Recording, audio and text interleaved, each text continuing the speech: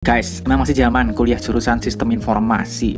Jadi di video kali ini kita bakal bahas jurusan sistem informasi. Apa sebenarnya jurusan sistem informasi dan gimana prospek masa depannya? Apa mereka cuma jadi helpdesk IT doang? Halo sobat-sobat kalian tridik sekalian. Jadi kali ini gue bakal bahas jurusan kuliah dari rumpun informatika yang pengen juga belajar ilmu dari disiplin manajemen bisnis. Saat ini gue lagi kuliah di bidang Big Data Management di Internal University Bad Honnef, Jerman. Jadi jurusan ini cukup relate buat gue. Sebelum kita mulai video kali ini, di channel ini gue biasa bahas soal konten edukasi, keuangan personal, dan juga psikologi positif. Buat kamu yang merasa konten macam ini tuh cocok buat kalian, jangan lupa buat subscribe channel ini ya. Dan juga buat kalian yang merasa video ini bermanfaat buat kalian atau mungkin teman kalian, jangan lupa buat like videonya dan juga share ke teman kamu yang butuhkan ya.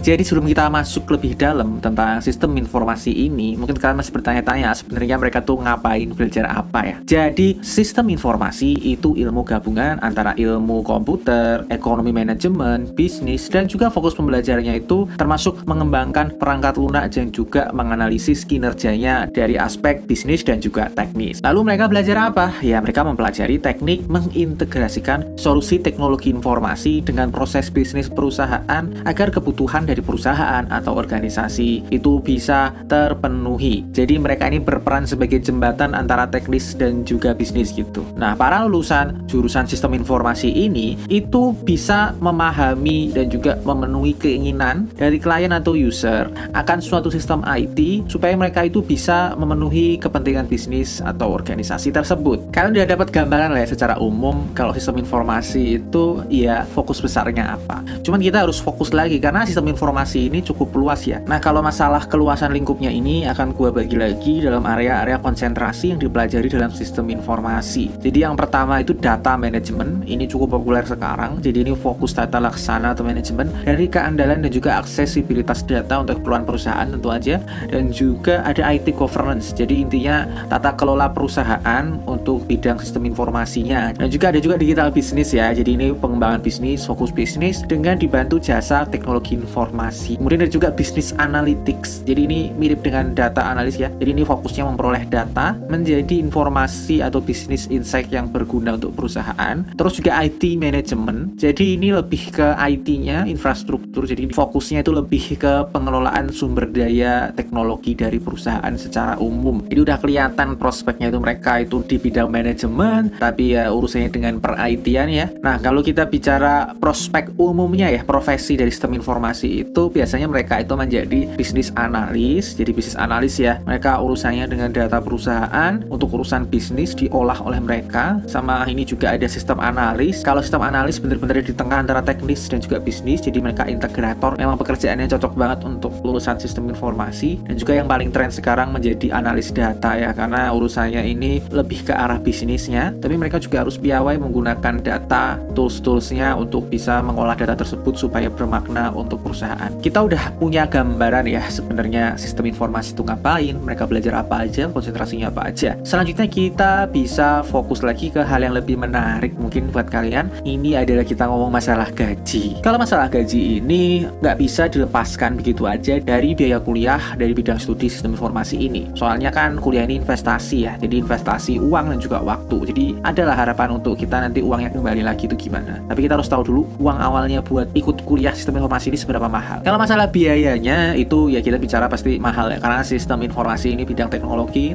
itu demand supply aja. Banyak banget yang pengen masuk sini sehingga wajar kalau harganya itu jadi mahal. Nah, kalau kita udah paham nih masalah biaya kuliahnya, kita bisa mulai masuk ke gaji. Dan untuk gaji ini kita bisa bagi menjadi dua. Jadi yang per posisi seniority-nya sesuai posisinya dan juga rata-rata seluruh Indonesia. Itu gajinya rata-rata per jurusan itu seberapa besar. Nah, kalau masalah gaji per senioritas ini kita awali dulu ya. Jadi untuk gaji per posisi senioritas itu pasti di diawali dengan yang paling bawah atau entry level fresh graduate, itu gajinya berapa. Kalau masalah gaji entry levelnya ini ada di rentang 4 juta sampai 6 juta. Jadi ya ini bisa dibilang ya standar-standar aja ya, batas bawah sama atasnya standar. Tapi itu kan kita bicara yang standar tempat kerja yang biasa aja. Dan ini kita lanjut lagi yang masih entry level tapi di tempat kerja yang baik, perusahaan yang bagus, yang mungkin multinasional atau perusahaan yang tersohor di Indonesia, itu bisa kasih gaji untuk sistem informasi khususnya sistem analis ini bisa sampai 8 sampai 14 juta ya. Jadi batas bawahnya itu baik dan juga batas atasnya baik untuk perusahaan yang baik tentu aja. Ya recommended juga untuk favoritnya, untuk entry levelnya. Terus kita masuk lagi ke yang tidak junior lagi, udah posisinya udah yang senior, tapi ini kita masuk ke senior untuk pekerjaannya ya. Jadi ahli analis sistem informasi. Jadi bukan digaji besar karena mereka menjadi manajer suatu perusahaan, tapi ya karena mereka jadi senior di sistem informasi. Nah, kalau masalah range gaji senior sistem informasi ini ada di range 20 juta sampai 50 juta. Bisa dibilang batas bawahnya baik, batas atas juga baik. Jadi dari awal tuh udah baik semua ya. Tapi kalau memang nih kalian tertarik dengan pekerjaan yang lebih menantang, pada kasus tertentu itu mereka bisa menjadi data analis yang pekerjaannya remote, terutama di bidang finansial ya. Remote data analis ini bisa mengantongi gaji lebih dari 60 juta rupiah. Kalau mereka ini offshore, jadi pekerjaan di luar negeri, mereka bekerja di dalam negeri, itu bisa banget gajinya 60 juta lebih. Nah, kita udah bahas masalah gaji per posisi. Kita bisa masuk lagi ke gaji rata-ratanya dari lulusan sistem informasi ini. Dari data yang gua ambil untuk range gaji atau rata-rata gaji sistem informasi ini ada di angka 8,2 juta. Ini rata-rata gaji yang baik ya, biarpun tidak istimewa, tapi di atas standar juga. Gaji yang baik untuk jurusan yang cukup favorit sekarang. Kita bisa melihat dari awal sampai akhir, dari biaya kuliah yang memang nggak murah, tapi kalau kita lihat masalah penggajian ini mereka ini ya baik ya. Sehingga kalau kita ngelihat nilai gaji dari sistem informasi ini ada di nilai 7,7. Jadi ya memang jadi standar aja karena memang gajinya itu baik standar, tapi biayanya juga di atas standar, jadi ya standar untuk masalah penggajian ini. Selanjutnya kita mulai bahas soal kebahagiaan dari jurusan ini. Kenapa perlu dibahas? Ya karena emang banyak banget sih orang yang gajinya itu udah bagus, udah selangit, tapi mereka ngeluh aja, rasanya pengen resign aja, nggak betah kerja di situ. Yaitu karena kebahagiaan mereka sangat rendah. Nah, untuk kebahagiaan ini gue bagi menjadi dua sesuai dari acuan dari PyScale. Itu yang pertama adalah kebermaknaan atau meaningfulness. Terus yang kedua ada kepuasan atau satisfaction, kepuasan kerjanya. Yang pertama kita bahas dulu masalah kebermaknaannya. Kalau dari data yang gue ambil, pengelola sistem informasi itu mendapatkan skor 49 dari 100. Jadi nilai kebermaknaannya tuh sangat kurang ya. Ya memang sih mereka berurusan dengan orang, tapi benar-benar berurusan dengan dokumen, angka, data, sangat kurang sekali kebermaknaannya. Lalu kita bahas masalah kepuasannya. Jadi ini sama juga ya, seperti teknik secara umum, masalah kepuasan pengelola sistem informasi dapat nilai di 72 ya, karena memang pekerjaannya sangat membuat pusing, sangat kurang masalah kepuasannya. Tapi ya kita ngomong gaji itu ya bagus lah kalau untuk sistem informasi ini. Jadi nilai kepuasannya bisa dibilang cukup ya untuk sistem informasi ini. Nah, kalau kita ngelihat dari kebermaknaannya tadi yang sangat rendah, kurang, dan juga kepuasannya yang cukup-cukup aja, sehingga ya kita ngelihat kalau nilai kebahagiaan dari sistem informasi ini angkanya ada di 7 atau cukup bahagia aja. Selanjutnya kita mulai masuk ke penyerapan. Kenapa kita bahas? Ya karena kita udah lihat nih tadi gajinya bagus atau enggak, terus kerja happy atau enggak. Kita harus tes di lapangan, di dunia kerja mereka kerja apa enggak. Karena percuma aja gaji bagus, kerja happy, tapi mereka jadi pengangguran doang karena nggak laku di pasaran. Ini kita mulai bahas dari yang pertama banget, itu outlook atau pertumbuhan rata-rata per tahun. Jadi kalau dari data yang gue ambil untuk outlook pertumbuhan dari pengelola sistem informasi itu ada di sebesar 11% per tahun. Jadi ini pertumbuhannya cukup cepat ya, karena ya memang banyak sekali perusahaan yang melakukan digital transformation terutama after COVID ini. Jadi pertumbuhannya bisa dibilang cepat ya. Nah, itu kan di masa depan. Lalu gimana sekarangnya? Kalau sekarangnya ini kita cek aja paling gampang adalah dengan melihat angka penganggurannya. Jadi masalah sistem informasi ini penganggurannya itu cukup ya memprihatinkan di angka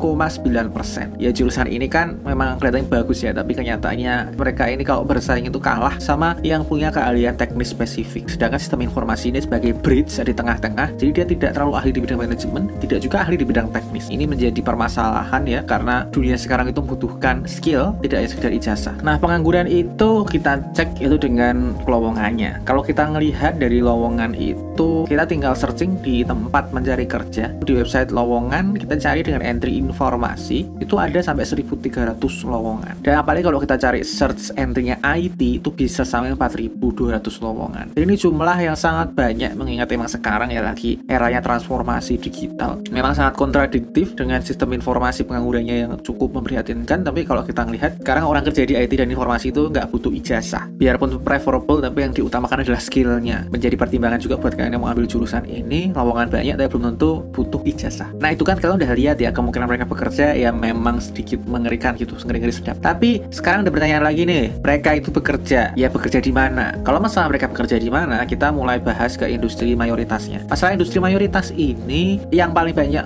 mempekerjakan lulusan sistem informasi itu yang pertama tentu aja di industri teknologi ya. Jadi industri teknologi ini ya mereka ya berbasis IT dan juga komputer, mostly ya startup itu cukup banyak mengambil lulusan sistem informasi. Terus juga korporat ya karena ini kan bridging ya di tengah-tengah antara IT dan juga bisnis, jadi dia banyak di korporat sebagai analis data atau sistem informasi. Terus juga mereka di konsultan IT ya terutama sistem integrator, terus juga ERP dan kawan-kawan itu butuh orang yang punya keahlian di dua bidang, IT dan juga bisnis. Selanjutnya ada juga asuransi. Ini ya memang industri finansial ini secara umum sangat merelay datanya itu dengan keandalan sistem informasi. Jadi mereka ini di hire di sini juga. Nah itu kan kita udah lihat ya kemungkinan mereka bekerja di tempat-tempat yang seperti apa. Tapi ada pertanyaan lagi, itu kan bekerja doang, lah gajinya yang besar di mana? Nah kalau masalah industri dengan gaji terbesar itu adalah industri terbaiknya. Jadi kalau industri terbaik yang bisa mempekerjakan lulusan sistem informasi itu yang pertama ada di riset scientific. Jadi mostly riset scientific ini ya banyak kan di data scientist ya. Jadi data scientist juga bisa mengambil orang sistem informasi ya, mereka mengembangkan sistem komputer, sistem aplikasi yang bisa menghandle perkara yang sangat penting untuk perusahaan atau institusi bahkan negara. Yang kedua ada di investasi. Jadi ini ya di investment banking atau sekuritas ya, ini mereka juga sangat rely sistem informasi yang baik. Jadi di sini mereka juga membutuhkan jasa lulusan sistem informasi ini, gajinya juga bagus. Terus ada juga industri teknologi seperti yang udah gue jelasin tadi, berbasis teknologi itu bisa startup, unicorn juga itu juga beberapa mengambil sistem informasi ini dan gajinya emang besar ya. Sehingga kalau kita ngelihat dari mayoritasnya itu industri yang baik-baik banget ya,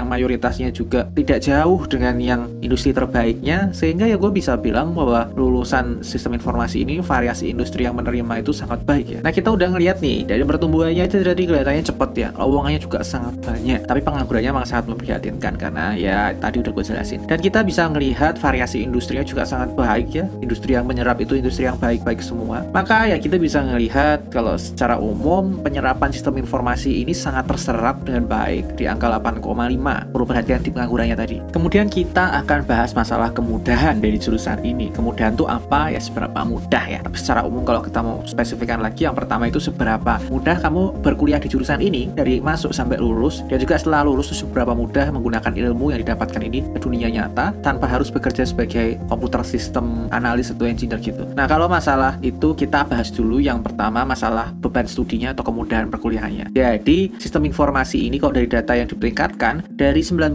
jurusan dia ada di peringkat ke-66 dibandingkan yang di atasnya ada jurusan ilmu hukum persis itu di 65, dan di bawahnya juga masih ada jurusan geografi di urutan ke-68. Jadi ya memang dia ada di sepertiga bawah. Dan kalau kita ngelihat jurusan-jurusan itu memang tidak ada yang sulit ya. Jadi ya yang mudah-mudah aja lah, tapi nggak mudah banget, tapi ya mudah aja. Ya jadi secara umum ya memang perkuliahan ini tuh nggak susah, jadi mudah sistem informasi ini. Dan juga kalau kita ngelihat ya masalah mereka ini di dunia nyata nanti gimana, ya kalau orang IT itu ya memang di mana-mana orang IT ya, dianggapnya orang IT gitu, biarpun tidak teknis tapi ya orang IT. Kita cek fleksibilitasnya, mereka bisa bekerja di mana ya selain menjadi analis sistem informasi. Itu yang pertama bisa menjadi dosen. Ya mereka bisa mengajar di kampus, minimal harus S2 atau S3. Ini bisa ngajar di manajemen, bisa ngajar di IT, bisa ngajar di sistem informasi. Ya ini cukup luas ya untuk pengajaran lingkup sistem informasi. Terus mereka juga bisa menjadi PNS ya, karena nggak bisa dipungkiri PNS juga melakukan digital transformation juga, jadi analis biasa atau analis teknologi bisa lah untuk sistem informasi ini. Terus menjadi pengusaha terbuka lebar karena mereka ini orang manajemen ya sebenarnya yang belajar teknis IT, jadi mereka terbuka kemungkinannya untuk masuk ke bidang situ. Terus ada juga BUMN, jadi BUMN ini juga banyak transformasi, dia juga banyak meng-hire lulusan teknologi, termasuk di antara sistem informasi ini ya mau jadi analis keuangan atau teknologi ya bebas, kemungkinannya berlaku secara umum. Korporat juga mereka banyak diambil ya, memang nggak harus di konsultan tapi mereka jadi korporat, jadi analis data atau menjadi ya pekerja biasa di kantor juga bisa untuk lulusan sistem informasi ini. Terus yang terakhir jadi teknokrat ya, jadi mereka ahli dalam teknologi, bisa menjadi engineer, bahkan bisa menjadi founder juga dari startup. Jadi ya karena memang mereka orang teknologi yang belajar bisnis, belajar teknis, ya mereka bisa ngambil salah satu di antara itu, nggak harus tengah-tengah mulu. Kesempatan jadi teknokrat ini besar untuk sistem informasi, sehingga kita ngelihat dari fleksibilitasnya dari awal sampai akhir tadi ya memang cukup fleksibel ya. Jadi bisa dibilang fleksibilitasnya itu sangat mudah untuk jurusan sistem informasi. Dan kalau kita udah ngelihat perkuliahannya tadi ya mudah, biarpun nggak sangat mudah tapi mudah, dan fleksibilitasnya itu ya bisa dibilang sangat mudah ya, dimana orang untuk orang teknologi, dan orang sistem informasi ini memang lebih fleksibel lah daripada orang teknis ya kalau kita ngomong. Jadi nilai kemudahan sistem informasi ini ada di angka 9,5. Ya bisa dibilang kemudahan yang sempurna karena mereka orangnya memang fleksibel dan kuliahnya nggak sesulit kuliah teknis. Oke, yang terakhir kita akan bahas masalah keberlanjutan atau sustainability jurusan ini. Jadi keberlanjutan tuh intinya ya seberapa aman di masa depan. Seberapa aman tuh gimana? Yang pertama, seberapa mudah mencari pekerjaan yang aman atau istilahnya stabilitas pekerjaannya. Terus yang kedua, kita nggak bisa melupakan otomasi. Jadi mereka akan selalu datang ya robot ini, sehingga yang kedua itu seberapa mungkin pekerjaan ini digantikan oleh robot. Kita mulai masuk yang pertama aja. Intinya stabilitas kerja sistem informasi lulusannya itu gimana? Ya ini mereka ada ya di tengah-tengah ya, karena memang si sistem informasi itu kan lulusan bisnis ya. Jadi lulusan bisnis itu biasanya bekerja itu aman-aman aja di suatu institusi. Di satu sisi mereka juga ada orang teknisnya. Jadi ya mereka di tengah-tengah. Banyak yang bekerja di konsultan, jadi sistem integrator, yang kerjanya based on project. Kalau based on project kan ya kalau nggak ada proyeknya ya nggak ada jaminan mereka kerja lagi. Tapi banyak juga dari mereka yang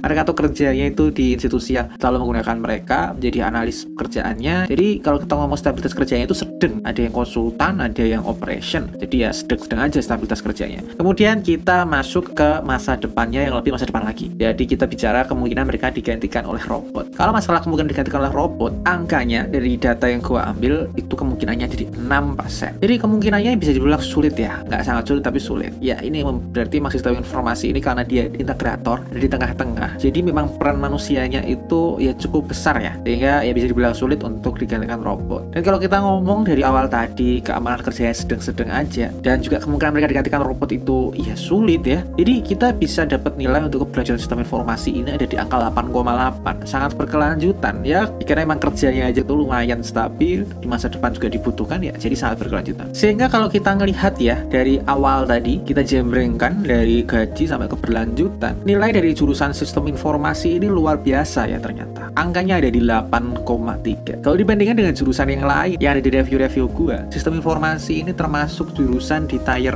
A yang baik, biarpun nggak istimewa banget, tapi baik. Oke, jadi review ini gue cukupkan aja. Kalau masih ada pertanyaan, jangan malu-malu, tulis aja di komentar. Kalau kamu merasa cocok dengan isi dari video ini, jangan lupa buat like, share video ini, dan juga subscribe channel ini. Buat kamu yang merasa video ini nggak sejalan dengan pikiranmu, atau bahkan merasa video ini ofensif buat kamu, dislike aja, gue nggak apa-apa. Gue ucapin terima kasih buat kalian yang udah nonton video ini sampai habis. See you in the next video, bye.